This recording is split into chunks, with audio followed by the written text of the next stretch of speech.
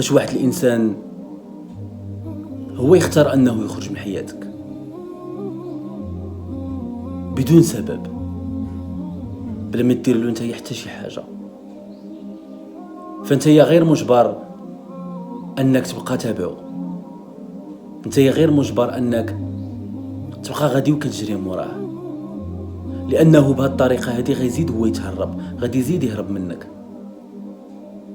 وغادي يقتنع انه دار واحد الحاجه اللي خلاتك نتايا تولي تابع ليه، خلاتك نتايا تخضع للسيطره ديال داك الانسان.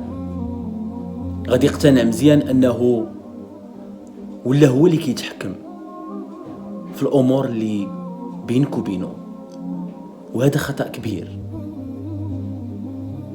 ما خصكش دير هكا، اللي مشى الله يعاونو، كيف كنقولوا حنايا اللي بغى يمشي يسد الباب موراه، وناقص واحد ناقص مشكله. نتعامل معاك مزيان، نقدرك، نحترمك، نتعاون معاك، ولكن ما غاديش نعطيك اكثر من القيمه ديالك. ما تسناش مني انني نطيح براسي باش نتايا تكون مرتاح، ما تسناش مني انني نطيح براسي ونطيح بالكرامه ديالي باش نتايا تشوف راسك عليا. لا، بغيتي تمشي الله يعاونك، وكون متاكد مزيان انك الا مشيتي فانت اللي غادي تخسرني.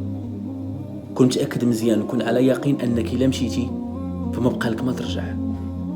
انت عارفني مزيان انني ما كنتقبلش شي انسان يلعب لي بالمشاعر ديالي، ما كنتقبلش شي انسان يجس النبض ديالي، وهذا الشيء انت عارفه وبغيتي تجربه معايا، وحتى انا ما غاديش نخسر لك خاطرك، وغادي نخليك تجربه من تجارب ديالي.